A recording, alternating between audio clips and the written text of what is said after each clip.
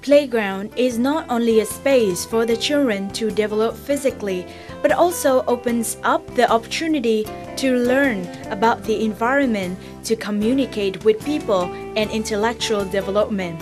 However, with the development of technology, the limitations of urban space, children in the 21st century seems to lose their nature for playing outdoor. Children, unfortunately, are playing less because much of education has become quite formal in terms of instruction, and so children are having a lot of screen time and not much play time, especially outdoors and social interaction with others. A lot of instruction has been given and children need to go back to creative play and being spontaneous. And play is a funny thing because we always tend to associate play with children specifically. It's always about playgrounds. But if you think about it, people of all ages play, everyone plays, and families play together, hopefully. A lot of the time, though, I think we kind of overlook that. We have play spaces that are dedicated for children. But kids also model a lot from their parents. They learn play from their parents. Hopefully they learn creative play from their parents. And the more that we can create places that indicate or give a sense of ownership to whole families to find ways to play together outside of just usual models of kind of play frames or any kind of physical games, that seems to be very important. A new program of the British Council called Elevate Start Well Challenge was developed to provide opportunities for individuals with initiative on children's playground to collaborate with colleges worldwide, hone professional skills and realize their ideas with the special financial support.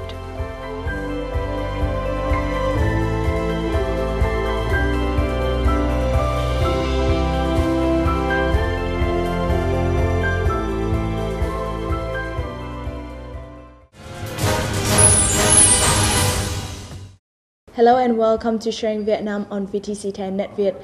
In our program today, we want to share with you some models from the UK that can help Vietnam in improving on the space for kids' development and how those playing ground can influence on kids' development. And we want to share with you the from the view of the British Council, the representative, Ms. Cherry Gough. Thank you, Ms. Cherry Gough, so much for joining us today. First of all, can you share with us on the purpose and inspirations of the British Council in organizing the events of Elevate Start Well Challenge?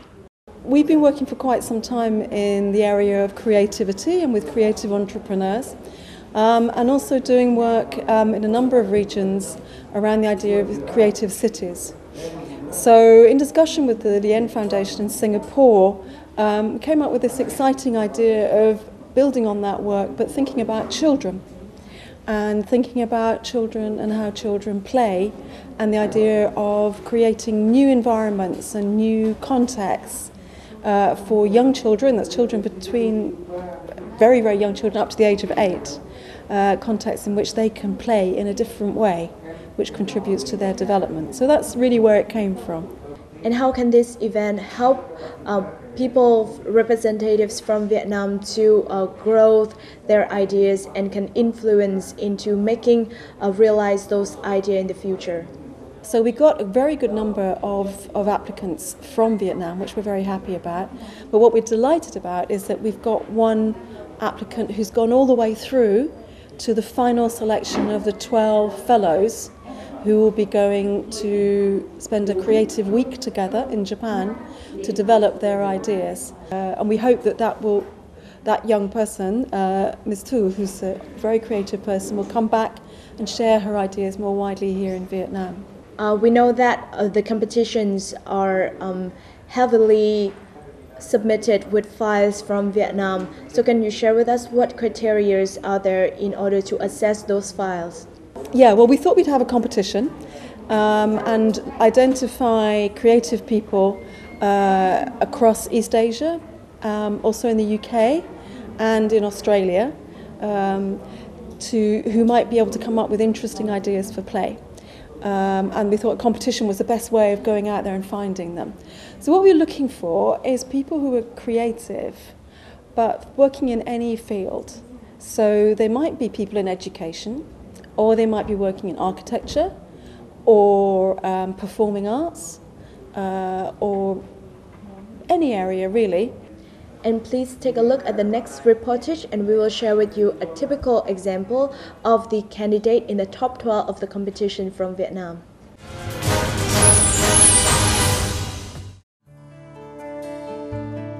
This is the space of Tò He, a social enterprise towards the experience of art and intellectual development for children. Here are the colorful and witty drawings of kids that are used as the patterns on this brand's lifestyle products. Responding to innovative children's playground, the entrepreneur of Tò He, Mr. Nguyen, and Miss Minh Thư has built a program named Kidstallation. This project introduces children of over 5 years of age in many provinces and cities of Vietnam to the art of installations. Khi mà hai anh em đã quyết định là làm cùng với nhau thì cái kiến thức mà mình học được ở trường City University London về cái quản lý và chính sách văn hóa cũng như là quản lý nghệ thuật thì mình đã đưa nó vào trong cái chương trình Kidstallation này, và từ đó thì mình đã phát hiện ra là nghệ thuật ở Việt Nam, đặc biệt là nghệ thuật dành cho trẻ em ở những cái khu vui chơi công cộng, nghệ thuật dành cho cộng đồng thì nó còn đang rất thiếu, và cái chương trình này mở rộng ra thì đã thu hút được rất nhiều khán giả đến.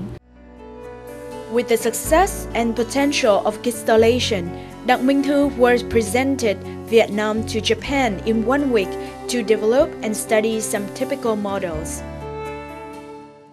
Trong cái cuộc thi này thì mình đã được đi tham quan rất nhiều những cái mô hình ở sân chơi trẻ em ở Nhật Bản, thì mình thấy rằng là họ đã có những cái đưa vào những cái chương trình đấy và những cái sân chơi đấy làm sao để mà trẻ em tương tác được với thiên nhiên và chơi một cách tự nhiên nhất theo đúng bản năng của con người mà vẫn phát triển rất là tốt, đầy đủ các kỹ năng dành cho trẻ em cũng như là hình thành một con người có nhân cách và đạo đức. Worldwide, children playgrounds using high-tech but still help kids to discover the world and develop creativity and imagination are beyond and outnumber the traditional playground models. One of the things designers could think of is to use materials that come from the environment. For example, bamboo or Asian hardwood. That would be quite interesting, rather than just commercial equipment and materials that you can buy, from any company. And it's good to incorporate certain elements of culture, so long it doesn't become a very touristy or cliched approach. How can this competition help Vietnam to learn more about some typical models, successful models that can help influence on the kids' development? I think over the past 10 years in the UK there have been quite a lot of changes in the way that we provide spaces for children. Now I'm quite new in Vietnam, I've only been here for 6 months, but I have noticed you don't see many spaces for children around. There aren't many environments in which children can go out to play. And I think in Vietnam, just as in every other country, just as in the UK, parents are a little bit worried about their children not having that opportunity to play together. And also, the children at home on their computers and on their iPads are not really experiencing the world in the way that people of my age were able to when we were children. We just went out there and played. But now it's dangerous. There are cars, there are motorbikes. The world has changed and children don't have those opportunities. So the idea of this competition is to, in Vietnam and all the other countries involved, is to think about new ways to get children out there playing, sometimes using the technology. So there's a really good idea that's in the UK where children have an app, but that takes them outside the home to experience their environment. And so they get points on their app for the new things that they do and the new places they go to. So it uses the technology, perhaps sometimes. Other ideas are things like pop-up playgrounds, where you bring a kit of things to the playground for the children to play with. Just quite simple things, but which children are very good at finding ways to play, and that they turn into environments to play. And the other important thing is, get children to play together and also create environments that are accessible to children with disabilities. very important that children with disabilities are able to get there and play with other children and experience the world to its full as well. So all these things, what we're looking for is those kind of ideas that we can bring to Vietnam that I think people here will welcome just as they do in other countries in the region. You have pointed out a thing that Vietnam is limited in space for kids. So how can, with a limited space, a small space, but still keep criteria as of entertaining and also helping kids in order to gain knowledge and help them to develop well-roundedly? Yeah, exactly. I mean, it's great if you've got a wonderful park and the children can go out there and go wild and play, but not every city has those places. You can actually do it in quite small spaces. If you have a look on the web, there are some examples. There's a website called Play England and another website called Pop-Up Parks. Play England is a very interesting idea in the UK where, in fact, people in the community get agreement from the local authority, I don't know how this would work in Vietnam, to close the street for a few hours, not permanently, but just for a few hours every day, so the children can play.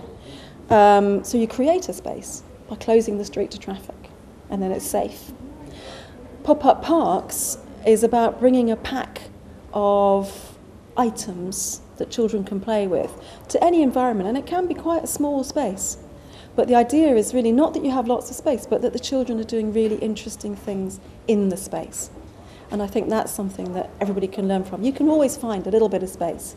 You can find a bit of the pavement maybe, or a garden outside somebody's house, or just one of those corners that isn't being used in the city. It's taking those areas that are not currently being used, and they can be quite small, and creating a temporary area where children can play. And could you suggest how can the Vietnamese government take part in pushing the ideas of playing grounds for kids in order to help and nurture more ideas in Vietnam to be realized in the future? It's often better for the ideas to come from creative people and from the parents, and for the government to respond to that positively when they get those ideas. So that's what I would hope would happen, is that when you get those ideas and organisations like the British Council have a chance to demonstrate them, maybe in one or two examples, that then the government might say, well, yeah, that's a nice idea, let's try doing that more and more. By getting a few people with a passion for that thing who love to do it, give them the opportunity to take it out to some groups of people who maybe haven't had that experience before. And then if it's a good idea, it will grow and it will develop on its own. So, for example, the idea about closing the streets in the UK, that was just a few people who thought, why can't we do this? And just got in touch with the local authorities and discovered that the law actually permitted them to do it, but nobody knew. And so they built up a whole campaign and saying, well, actually, let's do this. So now it happens in several cities across the UK, just because people felt it was important enough. Thank you, Ms. Cherry Gough, so much for all of your sharing today. And that's the end for Sharing Vietnam today. Thank you so much for watching us. Any questions and recommendations, please email at sharingvietnam@netvittv.net. And I hope that this show has provided you with knowledge and maybe some motives in order for you to think about more space for kids that can help them in order to grow fulfilling in the future.